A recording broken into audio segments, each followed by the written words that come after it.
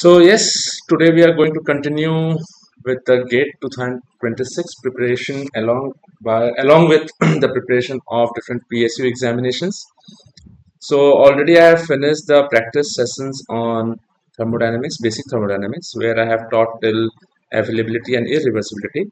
And basically in this particular session and from this session onwards, we will be learning about mechanics of materials, also known as the strength of materials, and we will have an understanding uh, how to approach the questions or the numericals or theoretical questions asked in examinations like GATE, different PSUs like Park, DRDO, Oil India Limited, and ISRO, Coal India Limited, as well as there are various examinations. Like there is one more national examination of national importance, which is known as ESE, Engineering Services Examination. तो उन सभी का prelims का paper, mains का paper we will be solving all throughout, and I'll be conducting regular classes on daily basis in the evening. कि भाई, even though if you have an internship, you guys can attend, and please do not discontinue your preparation for these examinations. Very important and very uh, necessary for your career ahead. If you are in mechanical engineering, this is inevitable. You cannot miss out on these examinations. And rather, if you are willing to join any bank or Bank of Baroda में काम करने का मन है, तब बात अलग है, something like that.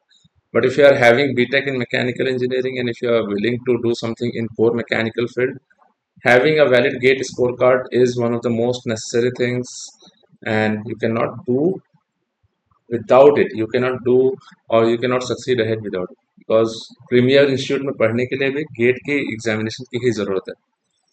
So without wasting any time further, हम लोग यहाँ पे जो आपको दिख रहा है this particular section, this is the syllabus of GATE. यानी कि गेट 2026 का जो 25 का सिलेबस है, बट सिलेबस उतना चेंज होता नहीं है. So we will study about stress and strain, elastic constants, Poisson ratio, Mohr circle for plane cell. ये सब चीज़ के बारे में पढ़ेंगे हम लोग. थिन सिलेंडर्स के बारे में पढ़ेंगे. थिक सिलेंडर है नहीं यहाँ पे. Bending and shear stress, deflection of beams, torsion of circular shafts, ये सब चीज़ के बारे में we will study properly A to Z. तो हम लोग स्टार्ट करते हैं पहला चैप्टर से, which is known as simple stress and strain.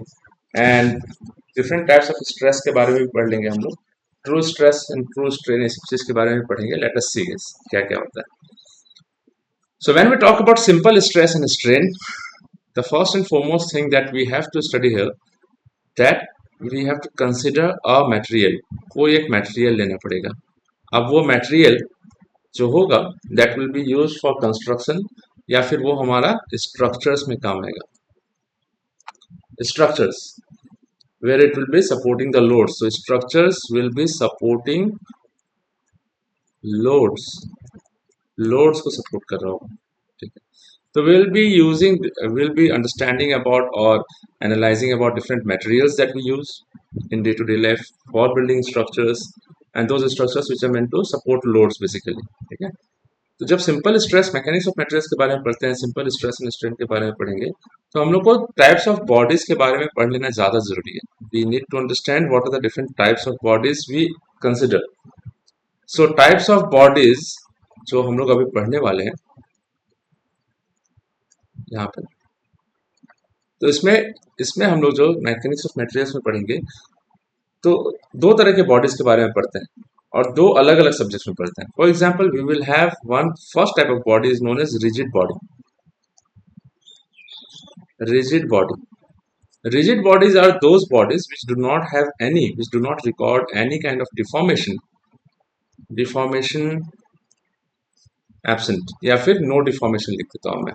तो no deformation upon application of load. Upon application of load. तो रिजिड बॉडी होगा. तो रिजिड बॉडी में एक centre of gravity and all रहेगा. पूरा का पूरा बॉडी एक साथ मूव करेगा. लोड लगाएंगे तो बॉडी डिफॉर्म नहीं होगा. There will not be any elongation, no elongation, कोई इलोंगेशन होगा नहीं. नो कंप्रेशन, कोई कंप्रेशन नहीं होगा. ठीक है. And no bending.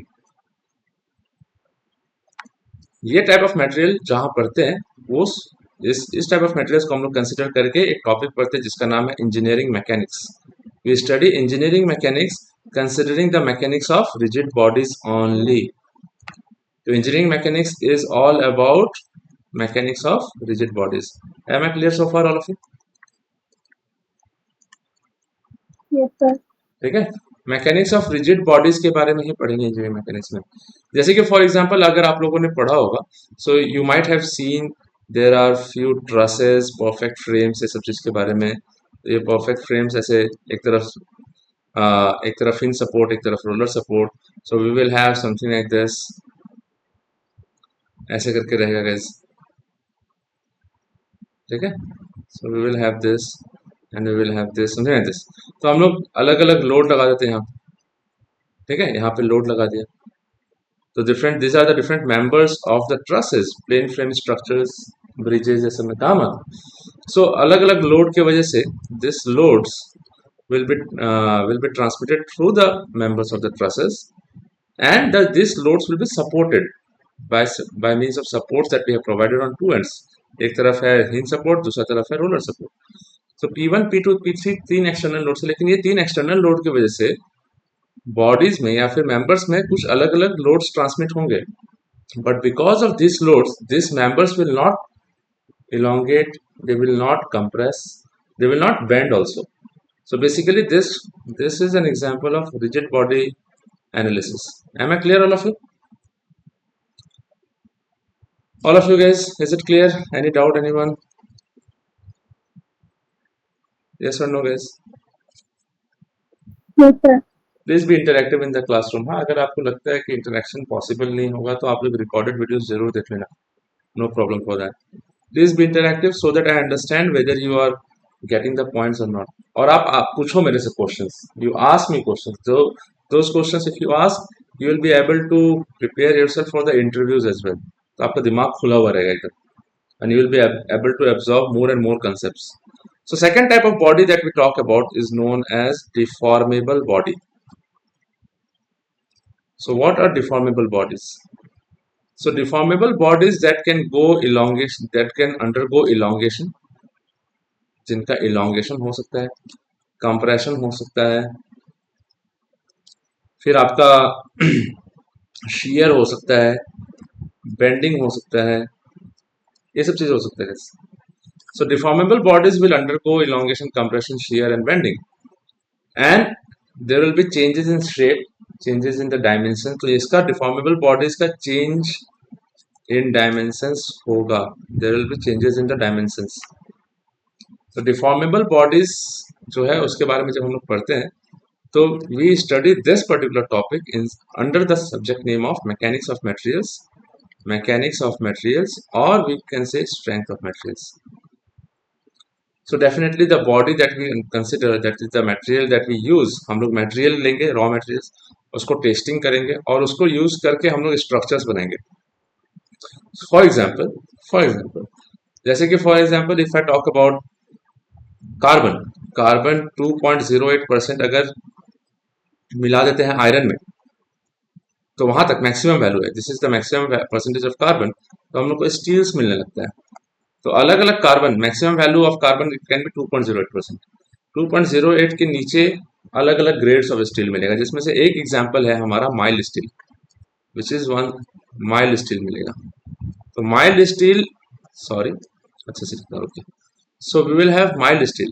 So mild steel is one of the materials that is developed by the knowledge of material science, कि अच्छा आयरन को मेल्ट करते हैं, उसमें कार्बन कंपोनेंट्स डालेंगे, कार्बन का परसेंटेज डालेंगे, अलग अलग परसेंटेजेस में अलग अलग वैल्यूज ऑफ स्टील या ग्रेड्स ऑफ स्टील हमारे पास तैयार होके आएगा।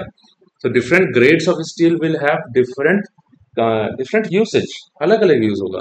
जैसे कि we can use this in tubular pipes, तो हम लोग इसको पाइप्स में यूज कर सकते हैं, hollow. We can use I section जो है रेल्स, उसमें यूज कर सकते हैं। We can use different types of structures बनाने के लिए डिफरेंट कंपोनेंट्स बना सकते हैं यहाँ से माइल्ड स्टील से। So we will have different types of pipe, I sections, rails and everything. और ये चीज का जानकारी, ये माइल्ड स्टील का जानकारी जो आता है, या माइल्ड स्टील बना के जब आते हैं तो ये आया मटेरियल साइंस से, फिर उससे पाइप्स बनाए, आई सेक्शंस के रेल्स बनाए। अब ये पाइप्स एंड आई सेक्शंस जो है, this will be carrying loads, ये अब लोड लेंगे, कैरिंग लोड्स, और under the effect of load के वजह से देयर विल बी डिफॉर्मेशन होगा। अब ये डिफॉर्मेशन जो होगा, ये इफेक्ट ऑफ लोड की वजह से जो डिफॉर्मेशन हो रहा है, ये बचाना है हम लोग को। इसके बारे में एनालाइज करके एनालाइज एंड प्रिवेंट, क्या करना है, and prevent failure. Am I clear all of you? ठीक है, तो हम लोग Yes, sir. स्टार्ट करते हैं मटेरियल साइंस से। मटेरियल साइंस से जानकारी मिलता है कि हम लोग अलग अलग टाइप्स ऑफ एलॉयज कैसे बना सकते हैं, डिफरेंट डिफरेंट कंपोजिशंस का। तो हम लोग मेन प्राइमरी मेटल को मेल्ट करेंगे, उसमें अलग अलग मेटल्स को ऐड करेंगे, तो डिफरेंट डिफरेंट एलॉयज मिलेगा। Different alloys will have different thermophysical properties, so they will have different thermophysical properties, mechanical properties अलग अलग होगा। So those properties will be utilize in different sectors.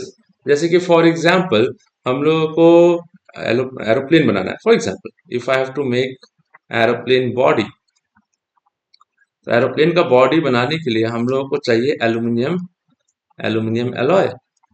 Aluminium alloy इसलिए चाहिए क्योंकि ये होता है लाइट वेट, और इसका हाई टफनेस यानी कि जल्दी फ्रैक्चर नहीं होगा, डक्टाइल भी होगा गाइस। सो जब ये एरोप्लेन बॉडी बनाएंगे तो लाइट वेट होगा, हाई टफनेस होगा, because of the presence of air, या फिर फास्ट मूविंग एरोप्लेन जो है, या ना, like the speed is very high, 800 kilometre per hour.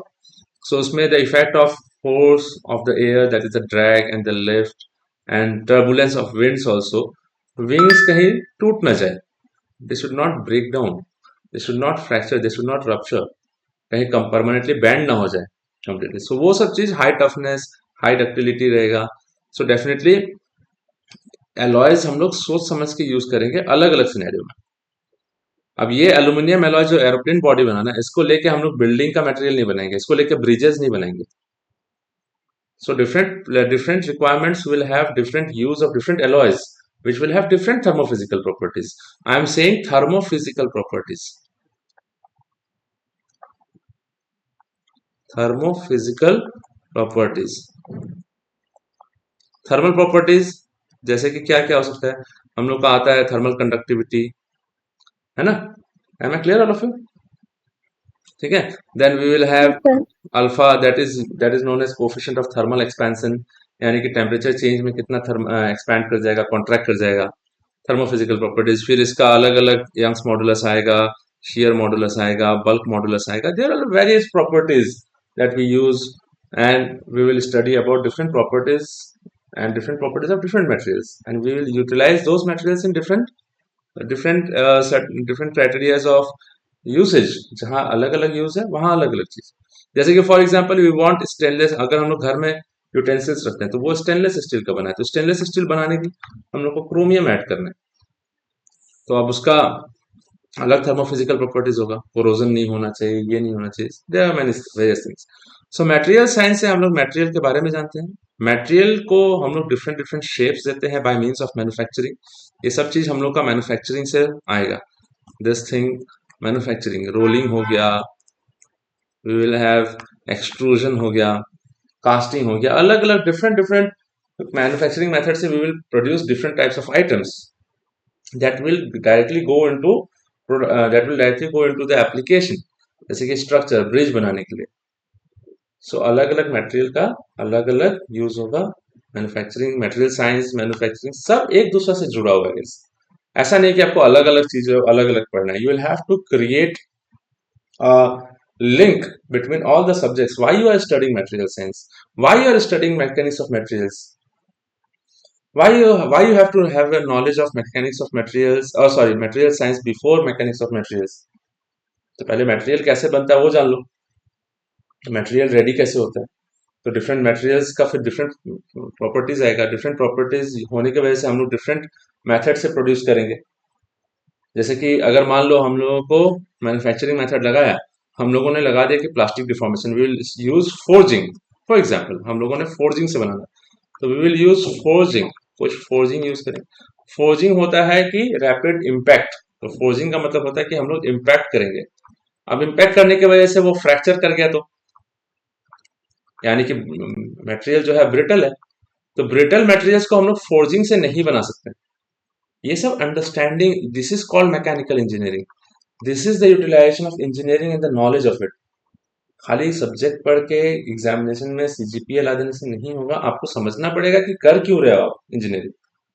So forging हम लोग यूज करेंगे, इम्पैक्ट देंगे, तो हम लोग को उसको फ्लैटन करना है, उसको स्प्रेड आउट करना है। तो अगर ब्रिटल मटेरियल को फोर्जिंग कर दिया तो फ्रैक्चर हो जाएगा, आपका मटेरियल खराब हो जाएगा भाई, तो you will cause a loss to the industry. So as a mechanical engineer, you must understand which properties of material will help the material to be forged. Forgeability किसका अच्छा है, कौन ज्यादा डक्टाइल है, जितना ज्यादा डक्टाइल उतना अच्छा फोर्जिंग होगा उसका। So you will have to understand this, and that is why I teach like where I create the stitches, where I teach the topics one after another. अच्छा इसके बाद ये ऐसे पढ़ा जाता है। तो ये तो हो गया हमारा मटेरियल्स कैसे होता है, क्या होता है, एक brief introduction about the materials. अब हम लोग पढ़ते हैं मटेरियल्स। डिफॉर्मेबल बॉडी के बारे में जब पढ़ लिया, तो डिफॉर्मेबल बॉडी हम लोग तब पढ़ते हैं जब हम लोग को डिफॉर्मेबल बॉडीज जब डिफॉर्म होगा, इलोंगेट होगा, बेंड होगा, तो हम लोग को वो बॉडीज को बचाना है। So we in order to prevent failure, the entire subject is known as mechanics of materials. This mechanics of materials topic, ये जो टॉपिक हम लोग पढ़ रहे हैं, द एंटायर एम, जो पूरा का पूरा एम है इसका, टू प्रिवेंट फेलियर, हम लोग को फेलियर से बचाना है। किसको? मटेरियल्स को। क्यों? मैकेनिक्स ऑफ मटेरियल्स के बारे में जब पढ़ेंगे तो will analyse what things, will analyse load and its effect, ठीक है। फिर उसके बारे में हम लोग कितना डिफॉर्मेशन हुआ वो पढ़ेंगे, will analyse the deformation, and we will use this load, its effect, and the deformation caused, and we will analyze it, and we will match it with, or we will try to see whether the effects of load is causing permanent deformation or fracture or something. And that is why we should analyze the yield point stress, ultimate point stress, fracture point stress, yield point strain, ultimate strain, fracture strain, ये सब चीज के बारे में हम लोग को पढ़ना है, जानना है। सो मैकेनिक्स ऑफ मटेरियल्स जब पढ़ते हैं तो सबसे पहला टॉपिक आता है which is known as stress, all of it. So stress क्या होता है guys, all of, what is stress? Anyone who can tell me? Please be interactive and let's discuss a lot of things. What is stress everyone? Internal force exerted by a body for a unit area. So internal force ready कहाँ से होता है, क्या चीज के लिए आता है internal force? Why does, where does the internal force come? External load होता है apply force. Yes. So stress is generally an internal resistance. It is an internal resistance to deformation. ठीक है। It is, stress will be induced only when, कब? Only when an external load acts on the body, acts on the body. It will not be induced just by itself. Stress is internal resistance to deformation. Stress is what kind of quantity? Stress is a tensor quantity, all of you. याद रखना है चीज. It is a tensor quantity. Tensor quantity क्या होता है? Anyone? What do you understand by tensor quantity, all of you? Which having given direction and magnitude to define the particular quantity. ऐसे बोलते हैं. What is a tensor quantity? So tensor quantity is a physical quantity which has got magnitude. कितना amount में लग रहा है? Which also has got what? Which also has got direction. किस direction में काम कर रहा है? And which also describes on which plane it is acting. तीन चीज के बारे में बात करेगा tensor quantity. Am I clear all of you? ठीक है. So magnitude, direction and plane. जैसे कि for example if I say sigma xx, थोड़ा सा बड़ा करके लिख देता हूँ आप लोगों को. जैसे कि for example if I say sigma x, तो इसका जो आएगा sigma xx is equal to, for example it is 150 megapascal. 150 megapascal. तो इसमें 150 megapascal is nothing but what? It is a magnitude. Sigma, what is sigma? तो sigma is generally the stress. तो stress का value कितना है? 150 megapascal. तो magnitude आ गया. This first subscript it describes the plane and second subscript describe the direction. Am I clear all of you? कोई doubt है? कोई डाउट होने से बताना प्लीज. हाँ. So it is an internal resistance to deformation induced only when an external load acts on the body. एक बाहर से कोई लोड लगाएंगे तो उसमें तभी जाके स्ट्रेस बॉडी के अंदर डेवलप होगा. और स्ट्रेस, फिर एक बार एक और चीज पूरा इंट्रोडक्शन में एक चीज लिख देता हूँ. इसका यूनिट होता है पास्कल. ऐसा यूनिट इन जनरल आप लोगों को इंजीनियरिंग टर्म्स में आप लोगों को मेगा पास्कल यूज करना पड़ेगा. Mega pascal is 10 to the power 6 newton per metre square and it can also be written as 10 to the power 6 Newton per 10 to the power 6 mm square. 1 meter is 10 to the power 3 mm. 10 to the power 6, 10 to the power 6 khatam. This will be equal to 1 Newton per mm square. Most of the dimensions that we'll be measuring, be it the thickness, be it the width, or be it the diameter of anything that we produce by using that material will be in mm. तो हम लोग को unit मिल जाएगा mega pascal. समझाएगा. तो stress का value हम लोग को आ गया. यहाँ पे स्ट्रेस के बारे में थोड़ा सा जानकारी जान रहे हैं. अभी टाइप्स ऑफ स्ट्रेस में नहीं आए.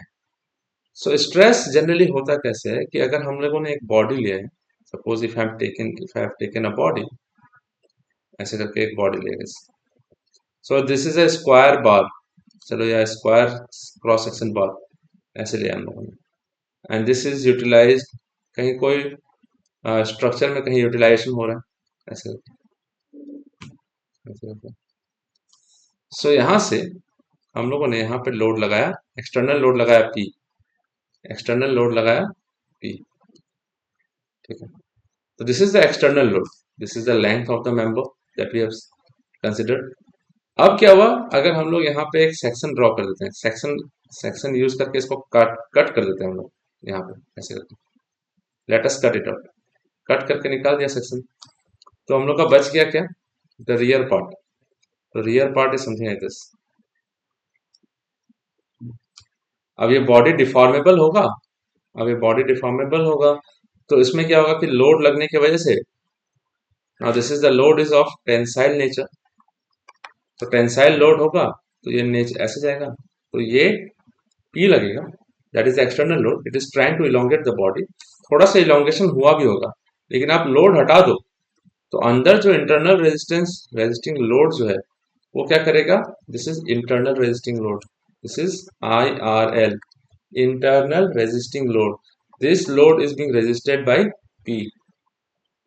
ये मैं अभी सिर्फ और सिर्फ प्रोपोर्शनल लिमिट या इलास्टिक लिमिट तक का ही बात कर रहा हूँ.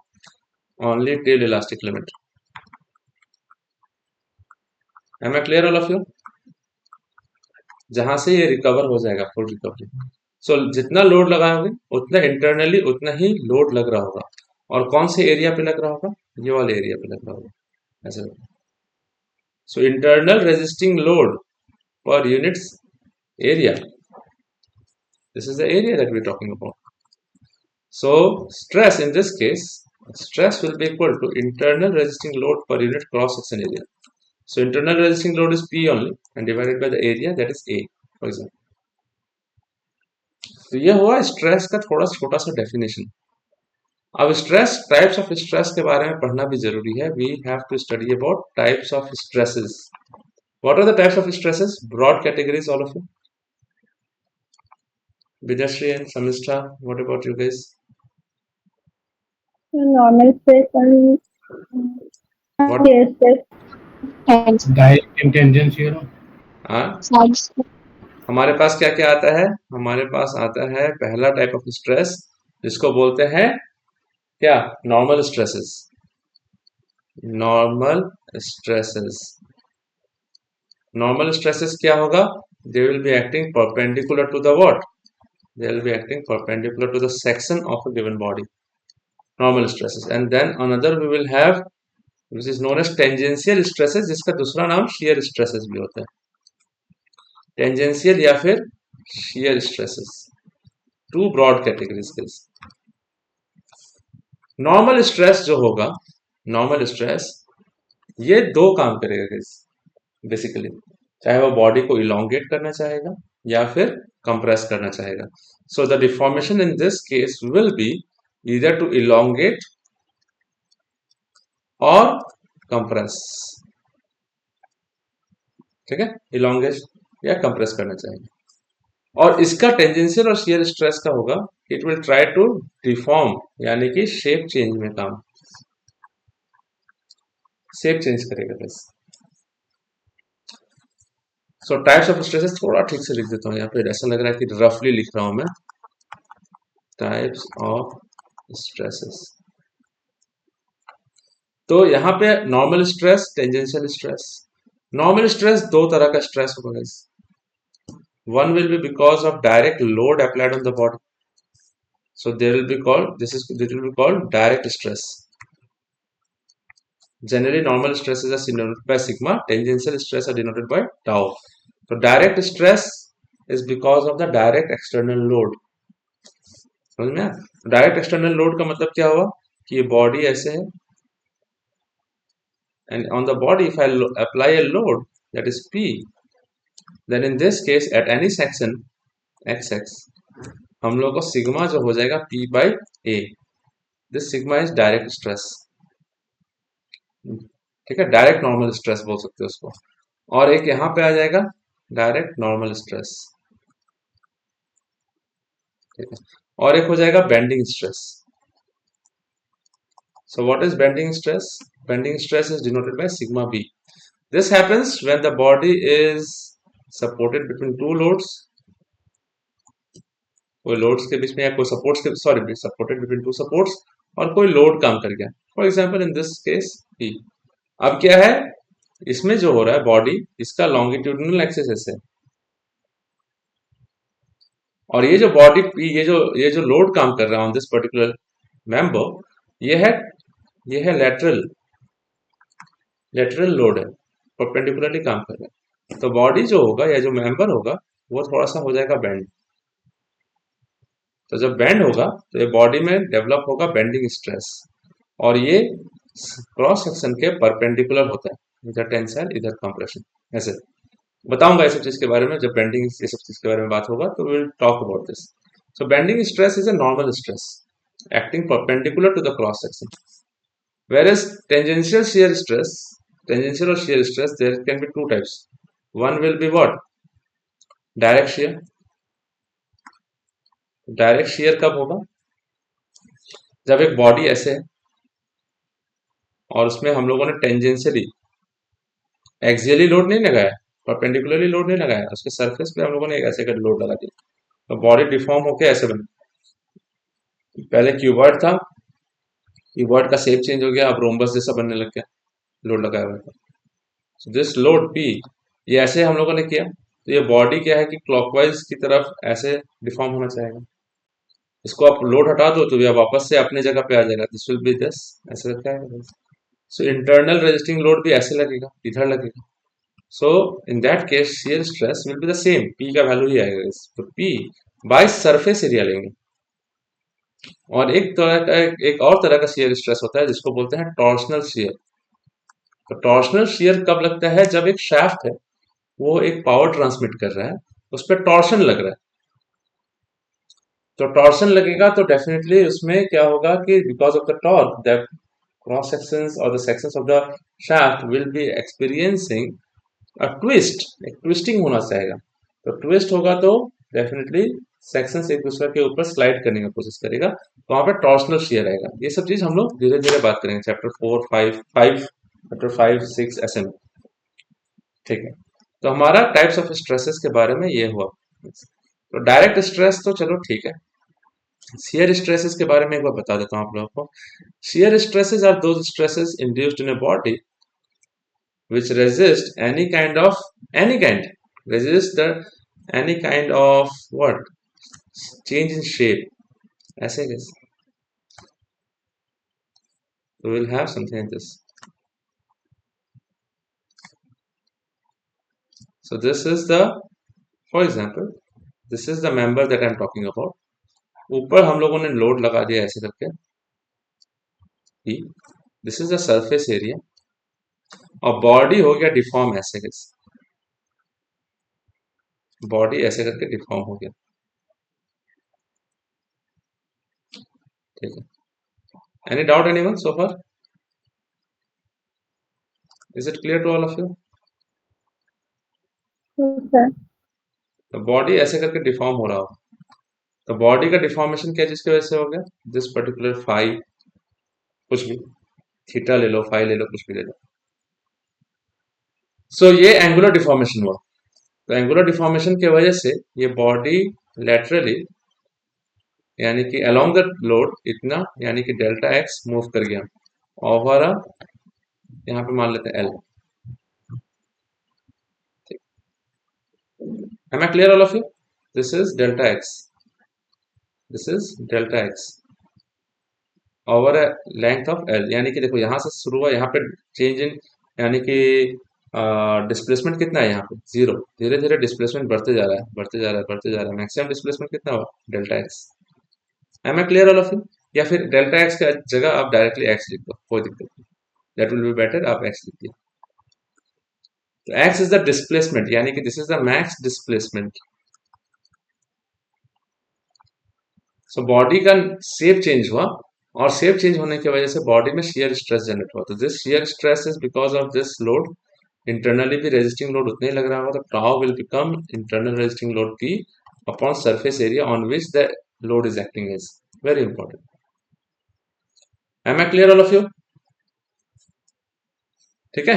अब हम लोग एक बात करते हैं, we will talk about planes,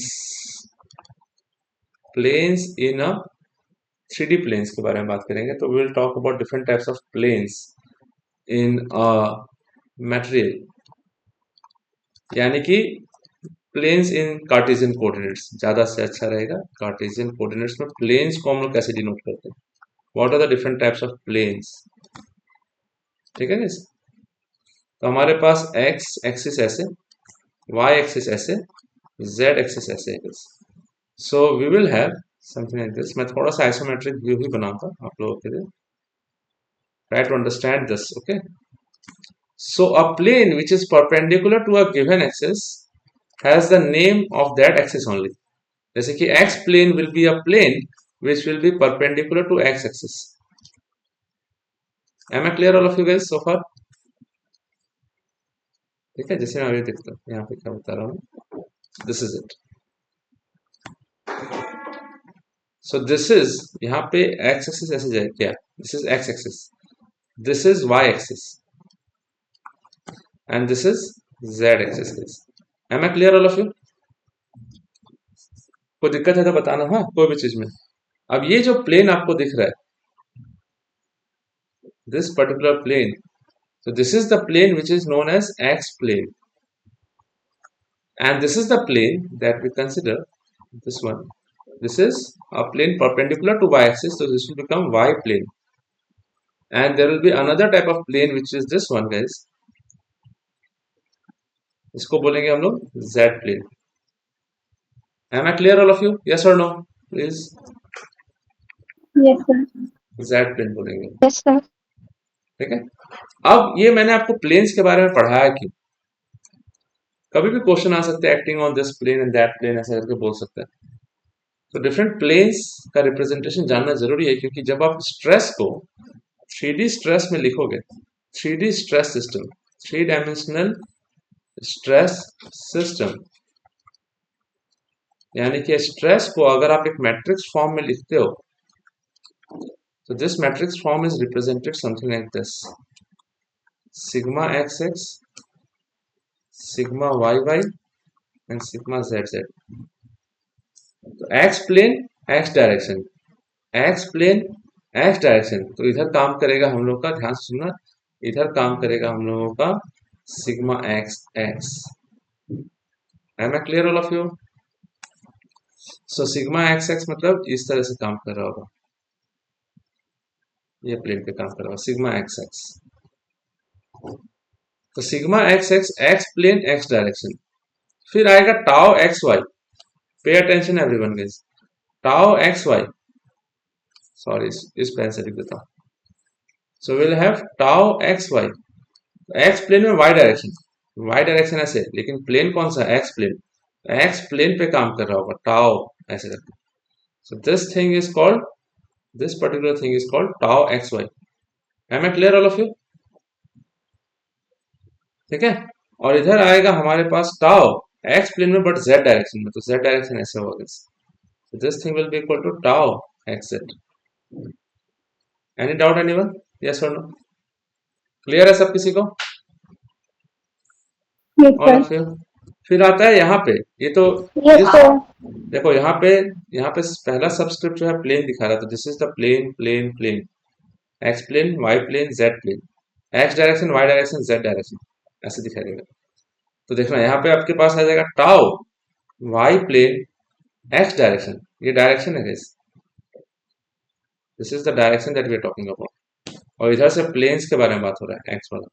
तो एक्स प्लेन में देखो पहला सब प्लेन है, x x x x plane, दूसरा वाई प्लेन, तो वाई प्लेन, फिर इधर आ जाएगा टाउ वाई जेड, फिर हमारे पास आ जाएगा, हाँ चलो ठीक है, यहाँ पे थोड़ा सा, एक मिनट एक मिनट, हाँ थोड़ा सा कलर ये में चेंज हो गया। Tau x y, x plane पे ग्रीन कलर से दिखा रहा था, तो tau x y and tau x z. और यहाँ से आ जाएगा हमारा टाउ वाई प्लेन में एक्स डायरेक्शन में, टाउ वाई प्लेन में जेड डायरेक्शन में। उसी तरीके से will have tau z plane में एक्स डायरेक्शन में, टाउ जेड प्लेन पे वाई डायरेक्शन में, and this will be our stress system. इसी को 3D स्ट्रेस सिस्टम बोलते हैं। जैसे कि फॉर एग्जांपल अगर वाई एक्सिस देखते हैं, वाई प्लेन देखते हैं, this is the y plane पे डेफिनेटली काम करेगा क्या, सिग्मा वाई वाई। तो इधर ये एक्स डायरेक्शन है, डायरेक्शन इधर एक्स है, तो इधर क्या काम करेगा, वाई प्लेन है, तो this will be tau y plane x direction, और इधर क्या काम करेगा, so I'll have this one as tau y plane में z डायरेक्शन में। so in the front we will have z plane, तो इधर काम करेगा सिग्मा जेड जेड, इधर काम करेगा z प्लेन में बट x डायरेक्शन में, तो टाउ जेड एक्स, ऊपर की तरफ y डायरेक्शन में काम करेगा, तो टाउ z प्लेन पे y डायरेक्शन में।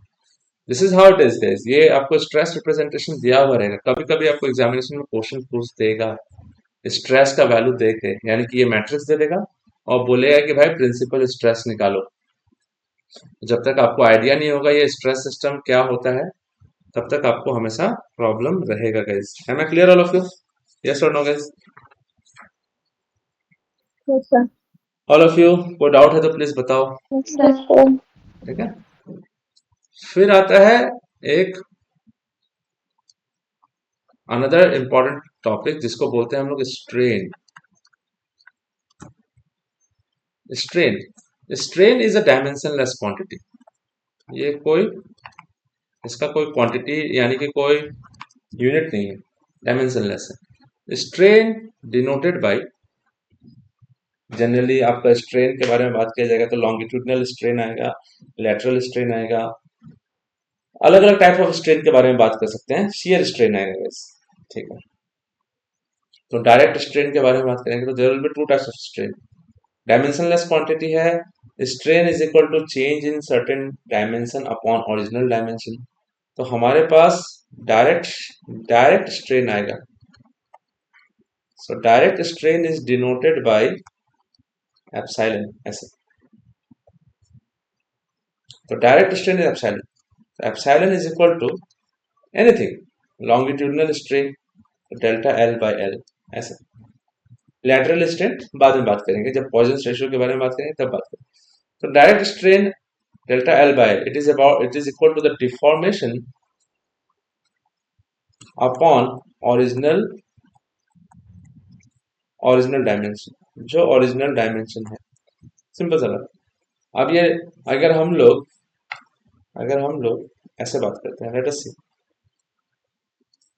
तो ये डायमेंशन है, सॉरी ये डायमेंशन है L, this is the dimension L along x direction. तो इधर अगर हम लोगों ने x डायरेक्शन में लोड लगाया और ये बॉडी थोड़ा सा इलोंगेट हो गया, डेल्टा L अगर इलोंगेट हो गया because of the application of external load, तो दिस ये जो आएगा एप्सिलॉन, ये हो जाएगा longitudinal strain, that will be equal to delta L जितना चेंज हुआ in the direction of load by L। Am I clear all of you? ठीक है। और एक और स्ट्रेन आता है जिसको बोलते हैं शियर स्ट्रेन। शियर स्ट्रेन जो होता है उसमें एंगुलर डिफॉर्मेशन रिकॉर्ड होता है guys। जैसे कि फॉर एग्जांपल ऐसे था body, if the body was something like this and the body deformed to something like this, कुछ इस तरह से डिफॉर्म कर गया guys। Am I clear all of you? Yes और नो? ऐसे करके डिफॉर्म कर गया। Yes, sir. तो यहाँ से ये डिफॉर्म किया तो ये x नीचे h है।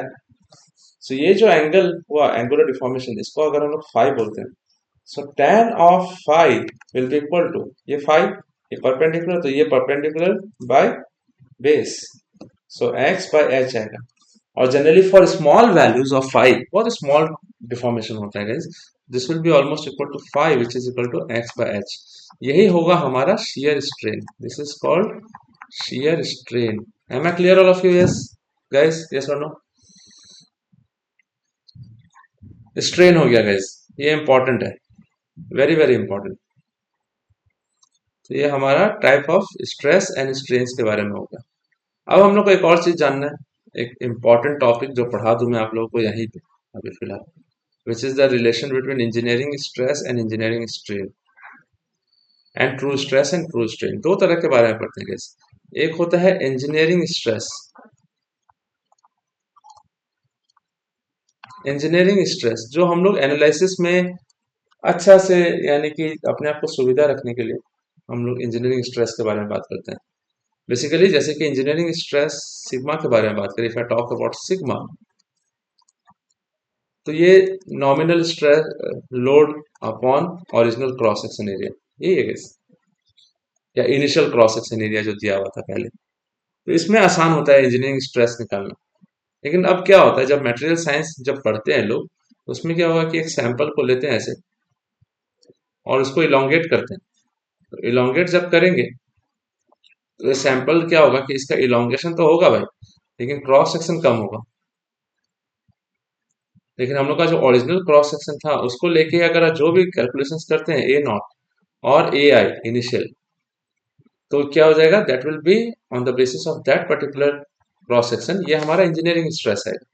इसका वैल्यू निकालना आसान है, लोड के बारे में पता तो चले जाएगा, एक मीटर लगा हुआ रहता है जिससे लोड सेंसर रहता है, लोड पता चलता रहता है।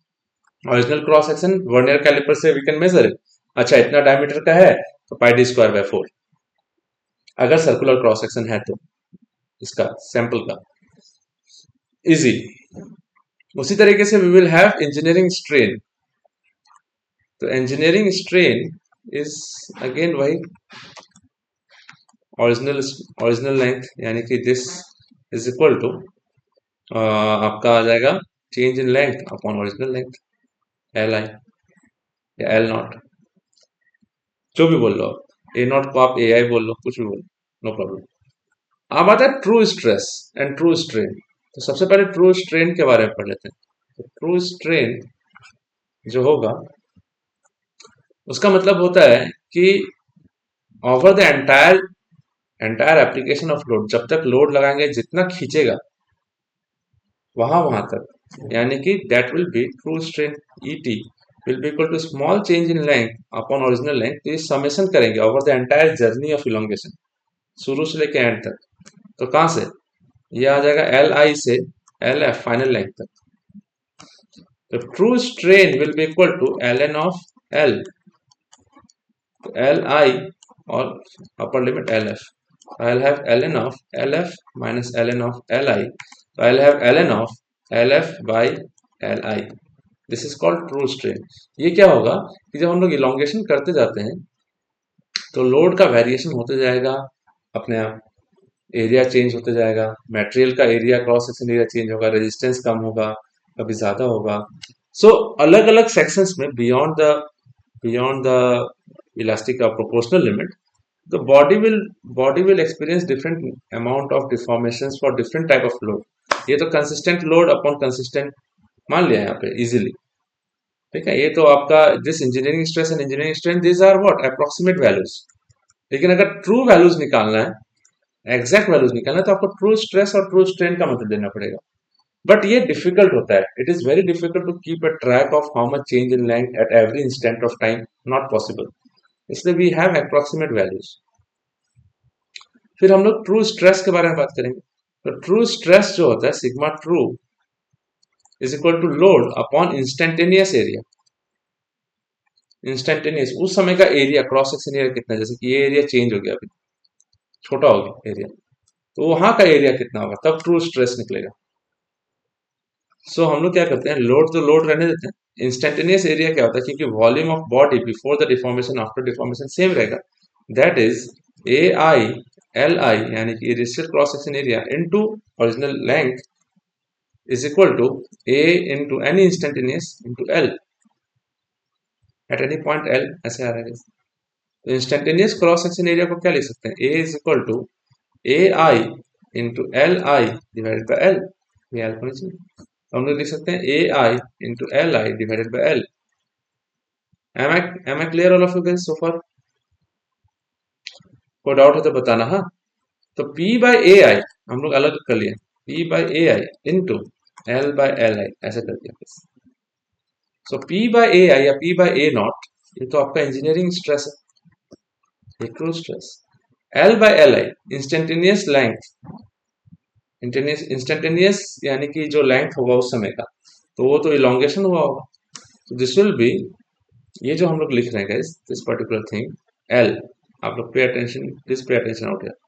यहाँ जो हम लोग लिख रहे हैं गाइस, ये L, ये क्या होगा, ओरिजिनल लेंथ जितना था उसमें जितना डिफॉर्मेशन हुआ होगा, दैट इज L, नीचे L है। सो इंजीनियरिंग स्ट्रेस ऐसे into L I by L I one, फिर आ जाएगा delta L by L I. So ये true stress engineering stress delta L by L I क्या है, ये इंजीनियरिंग स्ट्रेन है। So one plus engineering strain. ये बहुत ज्यादा ही इंपॉर्टेंट है एमसीक्यूज के लिए, ये बहुत ज्यादा है, बहुत ज्यादा इंपॉर्टेंट है एमसीक्यूज के लिए, एक्सट्रीमली इंपॉर्टेंट, एकदम ध्यान रखना गाइस प्लीज। ये पूछता है all of you, is it clear all of you guys so far? All of you guys yes और no? Yes, sir. Yes, sir. Am I clear to all of you? Yes, sir. ठीक है, ये हमारा condition आ गया कहाँ पे, stress strain, ये सब चीज के बारे में। तो टाइप्स ऑफ स्ट्रेस ये सब पढ़ लिया हम लोगों ने, three dimensional stress system, matrix system, tensor quantity and tensor analysis, सब चीज के बारे में पढ़ लिया guys. Now it is let us talk about few important things जिसके बारे में हम लोग we shall talk about. Simple stress में अगर बात करते हैं तो हम लोग को मटेरियल का डिफरेंट प्रॉपर्टीज के बारे में जानना पड़ेगा। We shall talk about different types of properties that we will consider and analyse, simple सा बात है। तो हम लोग एक बार एक सिंपल टेंसाइल टेस्ट डायग्राम देख लेते हैं, स्ट्रेस स्ट्रेन कर्व। स्ट्रेस अच्छे से लिखता हूँ, will study about stress strain curve for mild steel. Mild steel को हम लोग डक्टाइल मटेरियल बोलते हैं, तो डक्टाइल मटेरियल का हम लोग tensile diagram, tensile test diagram होता है, उसके बारे में हम लोग let us draw one diagram ऐसे। तो ये टेंसाइल टेस्ट डायग्राम जो होता है ना, यहाँ से हम लोगों को बहुत सारे प्रॉपर्टीज के बारे में पता चलता है। यू नो अबाउट हुक्स, यानी कि proportional limit, yield point limit, ऐसे करके बात करते हैं, ठीक है। तो जनरली ये ऐसा दिखाया जाता है गाइस, ये this is stress, this is strain, और ये डायग्राम ड्रॉ होता है इनिशियली स्ट्रेट लाइन होगा, there will be a straight line ऐसे करके, तो एक पॉइंट तक स्ट्रेट लाइन होगा जहां पे स्ट्रेस जो होगा डायरेक्टली प्रोपोर्शनल टू स्ट्रेन होगा। तो यहाँ पे O, this is point A. तो ये पॉइंट O से लेके A तक, दिस रीजन या this line is known as this is called straight line. तो यहाँ पे OA में क्या हो रहा है, प्लीज पे अटेंशन, OA। तो OA में क्या हो रहा है, A जो है वो हमारा प्रोपोर्शनल लिमिट है। प्रोपोर्शनल लिमिट मतलब क्या होता है कि stress is directly proportional to strain, यानी कि हम लोग को स्ट्रेट लाइन मिलेगा। Am I clear all of you guys so far? Proportional limit, तो जब हम लोग प्रोपोर्शनल लिमिट हटाएंगे तो I will get one thing that is known as, क्या बोलते हैं इसको ऑल ऑफ यू,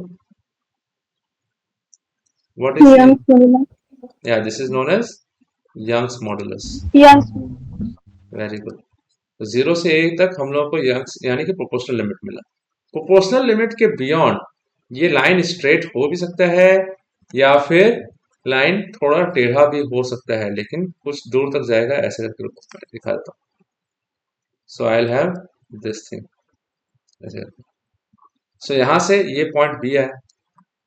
अब ये B कर्वेचर भी हो सकता है, स्ट्रेट लाइन हो भी सकता है, नहीं भी हो सकता है। तो पॉइंट B जो है, this is our elastic limit. Elastic limit मतलब कि ऑल डिफॉर्मेशंस जो है वहां तक, ऑल डिफॉर्मेशंस, जितना भी डिफॉर्मेशन हुआ होगा चाहे laterally longitudinally, all deformations are recoverable. Elastic limit है, इलास्टिक है तो जितना एलोंगेट किया उतना वापस आ गया guys. Am I clear all of you, all of you guys in this class, is it clear? yes, sir. Point B के बाद आता है, ऐसे करके जाएगा। तो पॉइंट बी के बाद ऊपर आएगा एक upper yield point, then lower yield point C D. Lower yield point is of higher significance. फिर यहाँ से परमानेंट डिफॉर्मेशन शुरू होगा। फिर बिकॉज ऑफ नेकिंग मटेरियल सामने सामने, तो कंसंट्रेशन, एरिया कम होते जाएगा तो कंसंट्रेशन बढ़ेगा गैस। तो एरिया कम होगा तो स्ट्रेस बढ़ेगा गैस। एक पॉइंट आएगा जहां पे मैक्सिमम वैल्यू ऑफ स्ट्रेस रहेगा सिग्मा यू, और उसके बाद चला जाएगा यहाँ पे point F, D E F. तो यहाँ पे आपको मैक्सिमम स्ट्रेंथ मिलेगा, मैक्स स्ट्रेंथ, जिसको हम लोग बोलते हैं अल्टीमेट पॉइंट। इसको बोलेंगे अल्टीमेट पॉइंट। एंड इसके कॉरस्पॉन्डिंग जो स्ट्रेस आता है उसको अल्टीमेट स्ट्रेस बोलते हैं। ये है फ्रैक्चर पॉइंट। यहाँ पे क्या होगा कि मटेरियल जो है वो दो पार्ट में हो जाएगा गैस, तो फ्रैक्चर कर जाएगा। तो फ्रैक्चर के कॉरस्पॉन्डिंग जो स्ट्रेन आता है उसको हम लोग एप्सिलॉन एफ बोलते हैं, फ्रैक्चर स्ट्रेन। तो जिसका फ्रैक्चर स्ट्रेन बहुत ज्यादा होगा, इसका मतलब है कि उसको फ्रैक्चर करने होने से पहले वो बहुत ज्यादा इलोंगेट हो गया है। Am I clear all of you? यहाँ पे मैं लिख देता हूँ पॉइंट सी जो है ये है अपर इल्ड, अपर इल्ड पॉइंट।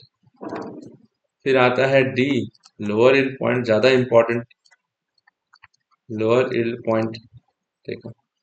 फिर आता है हमारा ई, अल्टीमेट पॉइंट यानी कि मैक्स स्ट्रेंथ, यहाँ पे अल्टीमेट स्ट्रेस होगा। और पॉइंट एफ यहाँ पे आएगा हमारा फ्रैक्चर। सो ये टेंसाइल टेस्ट डायग्राम जब हम लोग ड्रॉ करते हैं, we see this is engineering stress and curve. यहाँ से एक्चुअली ट्रू स्ट्रेन का कर्व जो होता है वो कुछ ऐसा चला जाएगा, ऐसे ऐसे करके चला जाता है, ऐसे पास पास ही रहता है गाइस, बट ट्रू स्ट्रेन खाली इंक्रीज होते चला जाएगा। एरिया कम हो रहा है, कंसंट्रेशन ऑफ मटेरियल बढ़ते जा रहा है। मतलब क्या कि जैसे कि पहले एरिया इतना था, फिर एरिया कम हो गया, तो मोर लेस एरिया, ज़्यादा डिफॉर्मेशन करने के लिए हम लोग को डिफॉर्मेशन करने के लिए ज़्यादा स्ट्रेस लगाना पड़ेगा या लोड लगाना पड़ेगा। सो स्ट्रेंथ मटेरियल का बढ़ जाएगा फॉर द सेम लोड, जल्दी नहीं होगा डिफॉर्म। वही अल्टीमेट पॉइंट तक जाता है। वो सब बात का बात हम लोग देखते रहेंगे, ऐसे चीज मटेरियल प्रॉपर्टीज जब पढ़ेंगे, टफनेस, डक्टिलिटी, ये सब चीज के बारे में, तो विल सी, ठीक है। तो ये हुआ हमारा stress strain curve for mild steel. पहला चीज जब हम लोग, हाँ को upper hill point আৰু lower hill point difference কি হয়? बहुत very small difference basically in some of the ductile materials. अगर ट्रूली देखा जाए, if you see truly, there is should be one yield point, but low at one point, यानी कि if you put the load, if you applied the load, from C deformation, permanent deformation starts basically, record होना शुरू हो जाता है. But C and D I have shown in the diagram, but it is as close as this basically. It means what? From D naturally all the permanent deformation, total permanent deformation या significant permanent deformation start होना शुरू हो जाता है. अपर yield point तक क्या होगा कि yielding start होता है जब whenever the yielding starts, the material abruptly goes into permanent deformation. तो strength कम हो जाता है अपर हिल पॉइंट से, strength कम, देखो stress कम हो गया C से, और उसके बाद परमानेंट डिफॉर्मेशन शुरू हुआ तो स्ट्रेन बढ़ते चला गया, and because of necking reason area कम होता गया. For the same load that we are applying stress का वैल्यू बढ़ते जाएगा, एरिया कम होता जाएगा, because sigma will be equal to P by A. Area का वैल्यू कम तो स्ट्रेस बढ़ते जाएगा, स्ट्रेंथ बढ़ेगा, यानी कि मोर एंड मोर स्ट्रेंथ. तो this C and D, upper yield point, lower yield point, hardly makes any difference. Generally हम लोग को एक ही हिल पॉइंट से लेना देना रहता है थ्रू आउट, और उसका डिटर्मिनेशन भी मटेरियल साइंस में बताया गया है कैसे 0.2% ऑफसेट लेके डायग्राम ड्रॉ करने का, बिकॉज ये तो इंजीनियरिंग स्ट्रेस पे हम लोगों ने ड्रॉ किया है अप्रोक्सीमेट वैल्यूज ले लेकर. ट्रू स्ट्रेस, अगर ट्रू स्ट्रेस और ट्रू स्ट्रेन के बारे में ड्रॉ किया जाए तो stress strain diagram for ductile material कुछ ऐसा दिखता है. So this is stress, this is strain, और पहला ऐसे दिखाई देगा आपको. तो यहां से ऐसे क्या, फिर यहां से क्या होगा, different different points will join. So ये चीज ऐसे चला जाएगा. जैसे तुम्हें पढ़ी से सके तो material science, right. Yes, sir. तो आई टेक 0.2% ऑफसेट यहाँ पे, फिर यहाँ से जनरली अमेरिकन स्टैंडर्ड्स के हिसाब से 0.2%, बट यूके के स्टैंडर्ड से 0.1% भी ले सकते हैं. तो यहाँ से हम लोग एक लाइन ड्रॉ करेंगे which will be parallel to the initial, ये जो स्ट्रेट लाइन है पहला वाला, उससे पैरेलली ड्रॉ करेंगे. तो ये ऑफसेट मेथड यूज करते हैं हम लोग in order to determine the yield point, जहां पे किया कट करेगा, यहाँ पे इंटरसेक्ट करेगा द स्ट्रेस स्ट्रेन कर्व को, वो हमारा यील्ड पॉइंट मिलेगा. Because it is very difficult to bifurcate, it is very difficult to significantly point out कि अच्छा यहाँ से परमानेंट डिफॉर्मेशन अब से शुरू हो जाएगा. There is no any sharp boundary, it can start abruptly at any point. So using the data that we get from tensile test, और जो डायग्राम ड्रॉ करते हैं while using the data, we find out yield point stress by generally taking 0.2% offset method. Important, ये material science का चीज है. तो यहाँ से हम लोग को जब पढ़ते हैं तो हम लोग को सबसे पहला इंपॉर्टेंट चीज जो है वो हम लोग को ये देखना है, यंग्स मॉडुलस. ठीक है.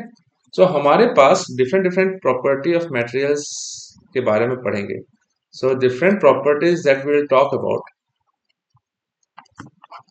will be Young's modulus. फिर और क्या है guys? All of you बता दो. Young's modulus. Then we will have bulk modulus. Then we will have shear modulus या modulus of rigidity. तो ये तो Young's modulus. ठीक है. ये है हमारा bulk modulus. फिर ये हमारा shear modulus बोल लो, shear modulus बोल लो, और modulus of rigidity. Any other thing that we study, guys? Any other property? E, K, G, anything else? We study about what? Mu, which is known as Poisson's ratio. Am I clear, all of you? We also study about alpha, which is known as coefficient of thermal expansion. तो temperature changes से जितना expansion होगा या temperature drop होगा तब क्या देखा जाएगा, तो दिस इज पर डिग्री सेल्सियस. तो this is coefficient of thermal expansion. Anything else? E, K, G, mu, anything else, guys? We talk about anything. ये सारे प्रॉपर्टीज पढ़ते हैं और इन सब के बीच का रिलेशन भी पढ़ना पड़ता है हम लोग को. सो ई का जो रिलेशन है यानी कि यंग्स मॉडुलस, तो सबसे पहले आ जाता है प्रोपोर्शनल लिमिट में, that within proportional limit, तो within proportional limit we will have stress as directly proportional to strain, तो stress is equal to Young's modulus into strain. ये है डायरेक्ट के नेचर में, direct stresses, direct stresses, normal stresses, वही बात है कि am I clear all of you guys so far? Normal stresses के बारे में बात हो रहा है। तो यंग्स मॉडुलस यहाँ से आया हम लोग, this is E, so we can find out E is equal to stress upon strain, as simple as that. Similarly, within proportional limit, there will be a relation between shear stress will be directly proportional to shear strain, या strain को हम लोग कभी कभी theta से भी लिख सकते हैं, चलेगा, थीटा थीटा बेटर है guys. तो अगर हम लोग प्रोपोर्शनल लिमिट हटा दें तो I will have tau is equal to G theta, theta या फिर जी का वैल्यू जो आएगा that will be tau by theta. So I'll have G will be equal to tau by theta. Am I clear all of you? Young's modulus का भी unit newton पर mm square, shear modulus का भी unit newton पर mm square, mega pascal, mega pascal, mega pascal. ठीक है, फिर bulk modulus आता है. Then we have one thing called bulk modulus. तो बल्क मॉडुलस के बारे में जब हम लोग बात करेंगे तो bulk modulus is equal to direct stress, direct stress यानी कि sigma divided by volumetric strain. तो बल्क यानी कि पूरा का पूरा बल्क में क्या चेंजेस आया, तो वॉल्यूम चेंज, तो वॉल्यूम चेंज वॉल्यूमेट्रिक स्ट्रेन बोलेंगे, sorry it will B volumetric strain. So direct stress K is equal to sigma divided by volumetric strain. I can write down change in volume by original volume. This is EV. Absolutely. ये तीन अलग अलग properties के बारे में पढ़ते हैं हम लोग, mechanical properties of the material. तो E, G and K basically. और पॉइजन्स रेशियो एक आता है which is known as lateral strain upon longitudinal strain. तो lateral strain और longitudinal strain के सामने एक माइनस साइन लगाएंगे. This minus sign is because lateral strain and longitudinal strain are opposite in nature. ये दोनों opposite in nature है. मतलब क्या कि longitudinal strain अगर टेंसाइल होगा तो lateral strain कंप्रेसिव होगा. मैं आपको एक डायग्राम ड्रॉ करके भी समझाऊंगा. Is it clear all of you? Yes or no so far? Yes, All of sir. you. ठीक है, all of you guys जितना लोग हैं यहाँ पे कम से कम सबसे पूछ रहा हूँ. Is it clear so far? Yes, sir. All right. Yes, sir. तो यहाँ पे हम लोग एक चीज देखते हैं, जैसे कि पहले हम लोग यंग्स यानी कि पॉइजन्स रेशियो से पढ़ना शुरू करेंगे. तो पॉइजन्स रेशियो होता क्या है, जैसे कि हम लोगों ने एक ये डायमेंशन बनाया, तो थ्री डायमेंशनल ले लेते हैं चलो अच्छे से. So let us take three dimensional body. तो हम लोग ऐसे कर देते हैं,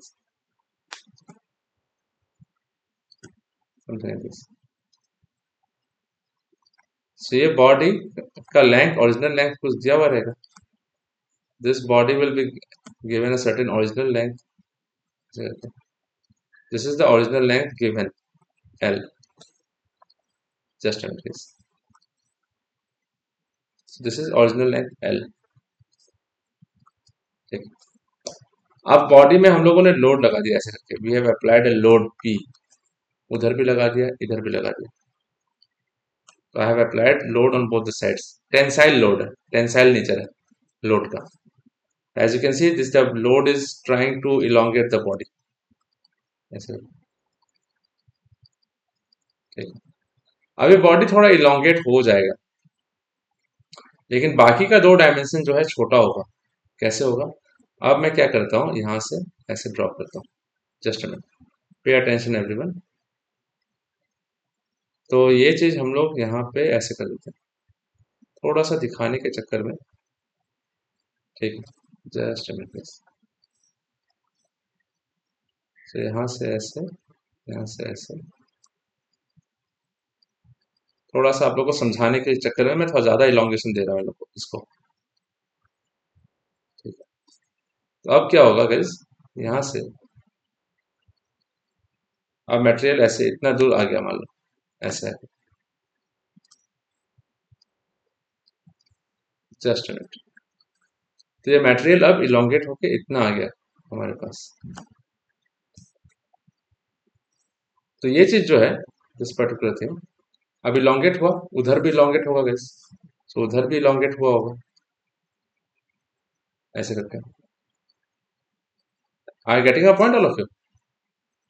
ठीक है, सो ये इलोंगेट होगा and then this is the final dimension. तो ये एल और ये जो पूरा का पूरा ओरिजिनल डायमेंशन यानी कि न्यू डायमेंशन जो है वो एल प्लस डेल्टा एल है ये पूरा। तो जब लेंथ में चेंज आया, लेंथ में इंक्रीमेंट हुआ, टेंशन टेंशन हुआ यानी कि इलोंगेशन हुआ, लेकिन बाकी जो दो डायमेंशन है, ये चलो बी हो गया, ये एच हो गया, या डी हो गया, जो भी बोल रहा हो, या डी बोल लो उसको आराम से, कोई दिक्कत नहीं। डेप्थ, ये विड्थ, तो विड्थ भी छोटा हुआ है, देखो this, ये छोटा हुआ है। तो this is what new width is what B minus delta B, this much is delta B, यहां से यहां तक ये छोटा हुआ है, दिस इज डेल्टा बी, और डी भी छोटा हुआ है देखो। सो दिस पर्टिकुलर लाइन यानी कि this particular thing, this one is what original dimension जितना था उसमें से जितना चेंज माइनस कर देंगे, तो ये दोनों कंप्रेशन हुआ है, दिस छोटा हुआ है। ठीक है, अब ये जो दोनों चेंज ऑफ डायमेंशन हुआ है बी डायरेक्शन यानी कि विड्थ में और डेप्थ में, तो एक्स डायरेक्शन में इलोंगेशन हुआ और उसके दो परपेंडिकुलर डायरेक्शंस, जेड डायरेक्शन में देखो बी जो है जेड डायरेक्शन में ऐसे, तो दिस इज जेड डायरेक्शन, और वाई डायरेक्शन में डी है, तो बोथ वाई डायरेक्शन में यानी कि एक्स डायरेक्शन में इलोंगेशन हुआ है, तो वाई डायरेक्शन में कंप्रेशन हुआ है guys। और z डायरेक्शन में भी कंप्रेशन हुआ है because of a load in what x direction. Pay attention everyone.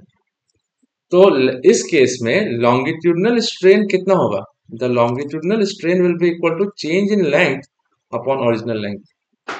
ये तो टेंसाइल नेचर का दिख रहा है आपको यहाँ पे, लेकिन एप्सिलॉन लेटरल जो होगा ये आपको x डायरेक्शन में,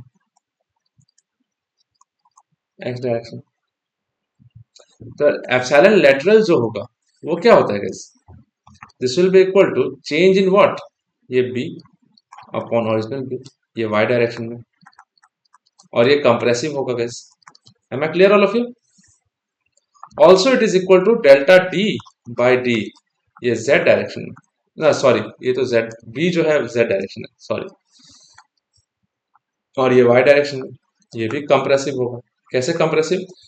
इलोंगेशन इन x डायरेक्शन, बाकी दो जगह कंप्रेशन यानी कि शॉर्टन हो रहा है डिस्टेंस। देखो पहले b था, ये जो आपको दिखाई दे रहा है this is b minus delta b, ये जो है d माइनस डेल्टा d, तो ऐसे था ना गाइस, ये डायमेंशन था पहले, ये d था, अभी d इतना छोटा हो गया, ये वाला आ गया क्रॉस सेक्शन, तो d में चेंजेस, ये जो दो है इसको डेल्टा d बोलेंगे, तो d में से डेल्टा d माइनस कर दो तो हम लोग को ये मिलेगा।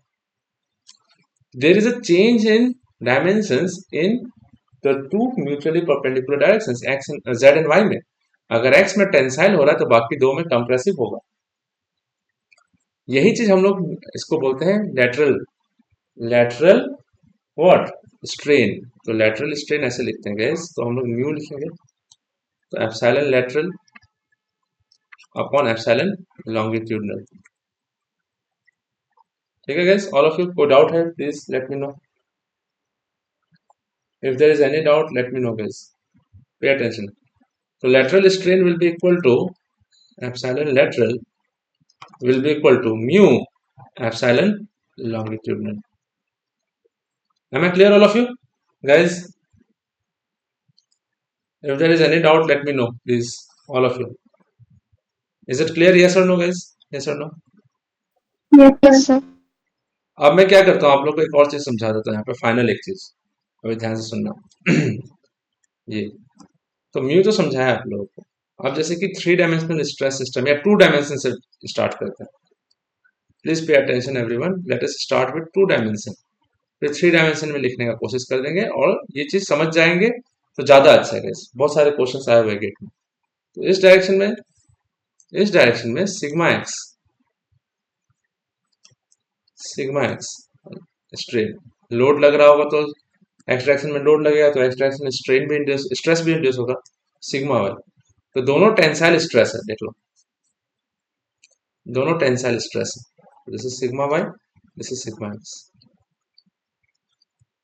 ध्यान से सुनना गाइस। हाँ, अब because of this tensile stress, tensile load in x direction, इसका लेंथ जो है, दिस पर्टिकुलर लेंथ, ये इलोंगेट होना चाहेगा। देखो सोचो अच्छे से, एक्स का लॉन्गिट्यूडनल इफेक्ट में चेंज इन लेंथ आएगा, यानी कि ये लेंथ इतना इंक्रीज होना चाहता है। देखो इतना हो जाएगा, अगर सिग्मा वाई नहीं रहता तो इतना हो जाता है। So this would have been, यानी कि this would have been l plus delta l, this would have been l plus delta L.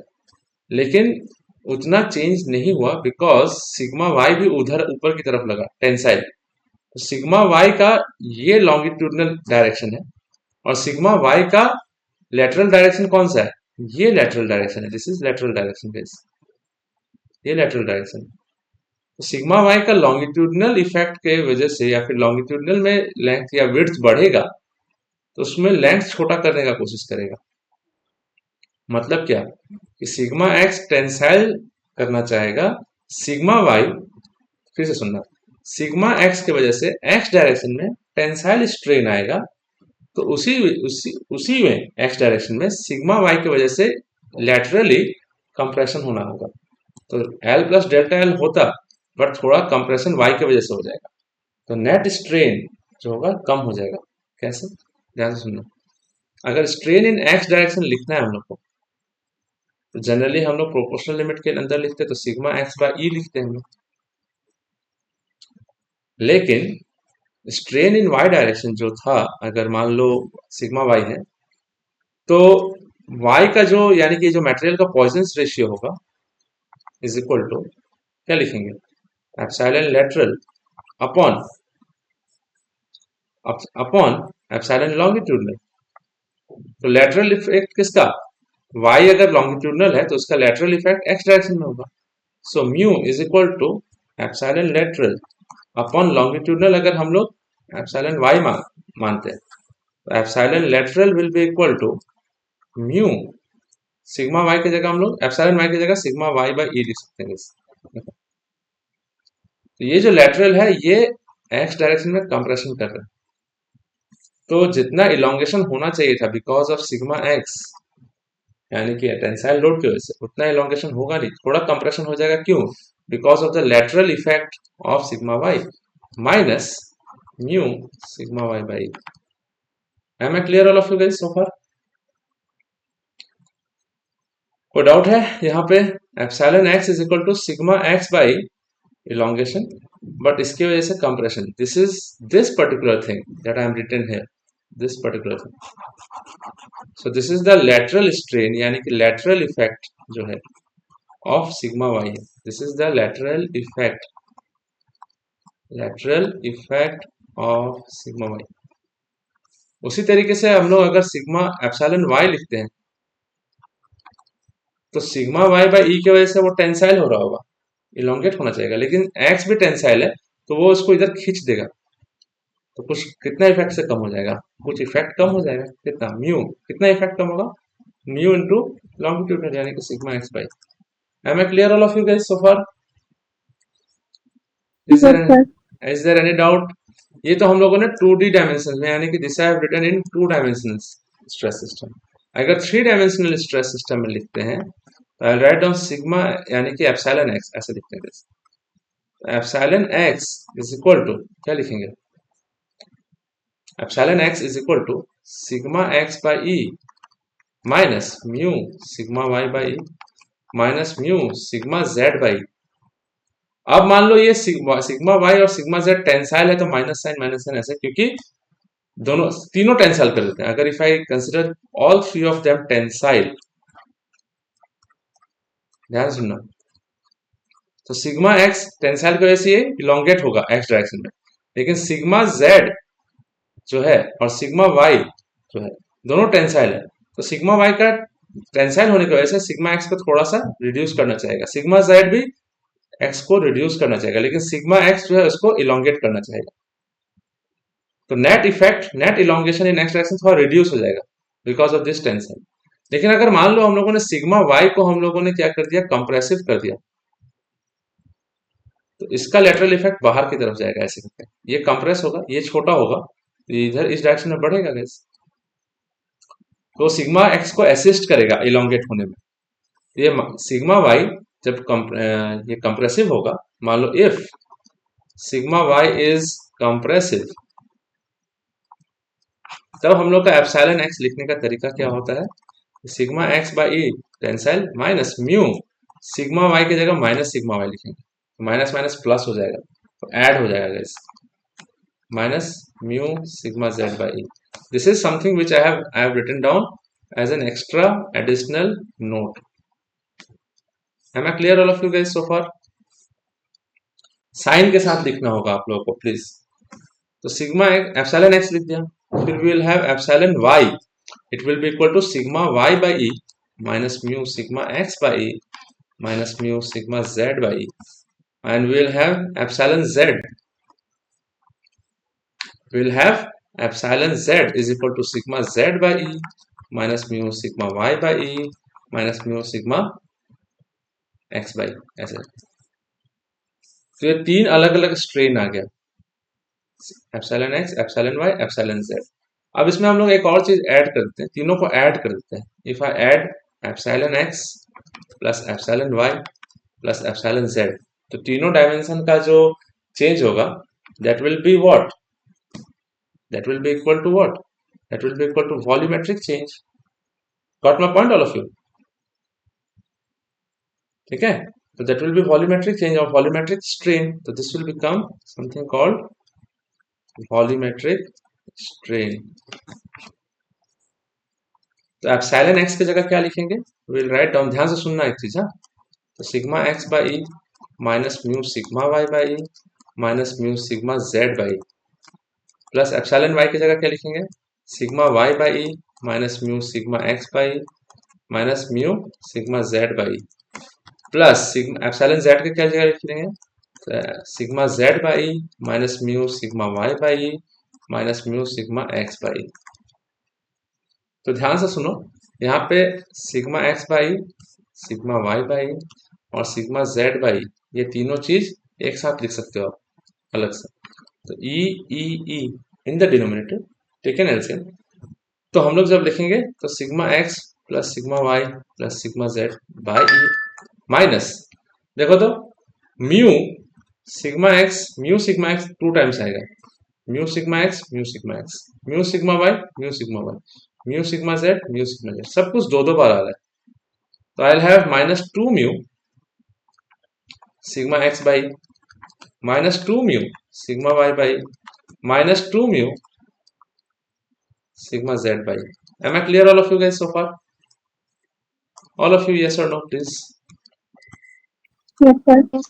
तो यहाँ पे हम लोग क्या Sir. लिखेंगे, sigma x plus sigma Y plus sigma Z by E minus two mu common ले लिया, to mu common ले लिया, पहले माइनस साइन के साथ ले लिया, पहले sigma x plus sigma Y plus sigma Z by E. So I will have epsilon v is equal to, ये और ये कॉमन है देखो तो यहाँ पे माइनस साइन, तो ये हमारा sigma x plus sigma Y plus sigma Z divided by, तो I will have 1 minus 2 mu. Am I clear all of you guys so far? ठीक है, is there any doubt so far, anyone? कोई doubt है तो बताओ। This is the relation of volumetric strain, लेकिन इसमें एक कंडीशन आता है, if sigma x plus sigma X not plus sorry, if sigma x is equal to sigma y is equal to sigma z, ये sigma के बराबर होता है, तीनों डायरेक्शन में सेम लोड लग रहा है अगर, और यूनिफॉर्मली चेंज हो रहा है अगर वॉल्यूम, एप्सिलॉन v, तो ये क्या हो जाएगा, सिग्मा सिग्मा सिग्मा, तो 3 sigma divided by E 1 minus 2 mu, तो ई को इधर ले जाओ, आई will have 3 sigma by epsilon v और आई विल हैव 1 माइनस 2 म्यू, तो 3 सिग्मा बाय एप्सिलॉन v। और मैंने थोड़ा देर पहले आपको बताया था कि direct stress by volumetric strain, direct stress sigma by volumetric strain, there is one thing called bulk modulus. So I'll have bulk modulus यहाँ पे आ जाएगा guys. So you will have E is equal to 3. This will be K, and I'll have 1 minus 2 mu. This is the first relationship between elastic constants. Number one, relation between, this is one of the relation between elastic constants. Am I clear all of you guys so far? I'll take 5 minutes more. Okay. तो पहला relation between elastic constant E is equal to 3K 1 minus 2 mu. दूसरा relation आता है, derivation की कोई खास जरूरत नहीं है, E is equal to 2G 1 plus mu. Am I clear all of you? This is the second relation. Derivation कभी आपको लगेगा कि आउट ऑफ क्यूरियोसिटी यहाँ डेरिवेशन भी सीख लेते हैं, तो मैं आपको एक क्लास में डेरिवेशन भी दिखा दूंगा. कभी भी आप भूल जाओगे तो मान लो you can derive it by yourself, but as of now not necessary. तो this is the second relationship between elastic constant. फिर आप क्या कर सकते हो, म्यू को, इसमें म्यू और इसमें भी म्यू है, तो आप एक रिलेशन बना सकते हो. You can just use a relation. कैसे, देखो तो मैं आपको दिखा देता हूँ एक चीज. वो कभी आ जाता है एमसीक्यूज के लिए. These are very very important for MCQs. मैंने कोई भी पीएसयूज का एमसीक्यूज के लिए ये बहुत इंपॉर्टेंट है, इंपॉर्टेंट.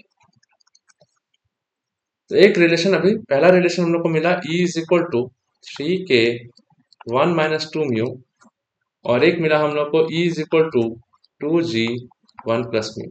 ऐसा मिला.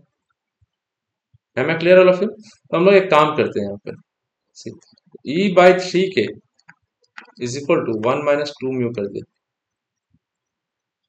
ठीक है. तो यहां से 2 म्यू उधर ले जाओ, इसको उधर ले आओ, 2 म्यू क्यों उधर ले आओ, इसको उधर ले जाओ. So I'll have 2 mu on this side. I'll have 1 minus E by 3K. ठीक है. तो हमारे पास mu is equal to क्या आ जाएगा guys? I'll have mu is equal to 1 by 2 minus E by 6K. ऐसे कर सकते हैं. 2 से डिवाइड कर दिया, तो mu का वैल्यू आप उठा के यहाँ पुट कर देंगे. I'll have E is equal to 2G 1 plus mu की जगह क्या लिखेंगे, half minus E by 6K. Am I clear all of you guys so far? Yes or no? ये पूरा whatever I am writing down, these are all important for MCQs. आएगा ही आएगा, पूछेगा ही पूछेगा. लोग कोल इंडिया लिमिटेड में बैक टू बैक पूछा गया है, बार बार पूछा गया है. कभी कभी एक पेपर में 2 क्वेश्चन में पूछा गया रिलेशनशिप बिटवीन इलास्टिक कांस्टेंट का. सो यहाँ से ऐसे कर सकते हैं. तो I will have E is equal to 2G, तो यहाँ पे आ जाएगा 3 by 2 minus E by 6K. ऐसे.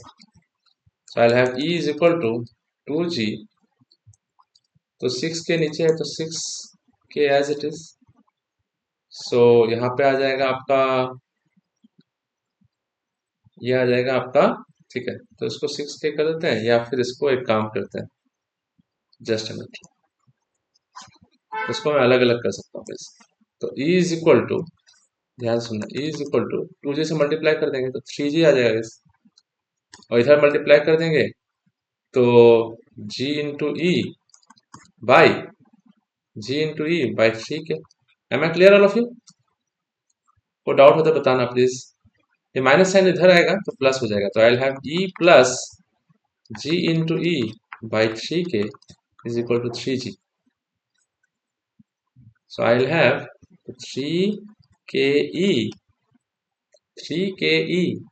Plus GE by 3K.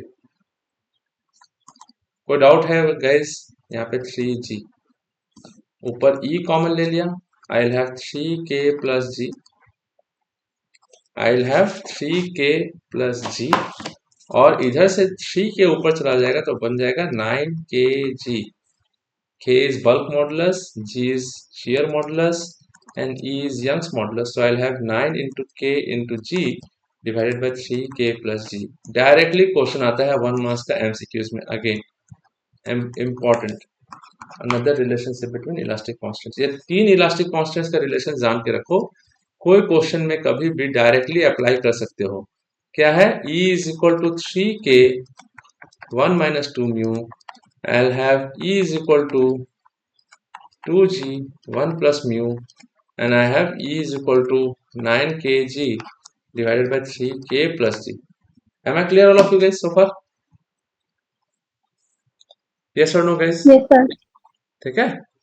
So this will be the first class, and second class में हम लोग इसमें आगे बढ़ जाएंगे. We'll talk about principle of superposition and thermal stresses, and then we will solve numericals from GATE previous years, EAC and other examinations altogether. ठीक है, guys? I'll see you in the next class. Till then, take care, guys. Have a good day, all of you.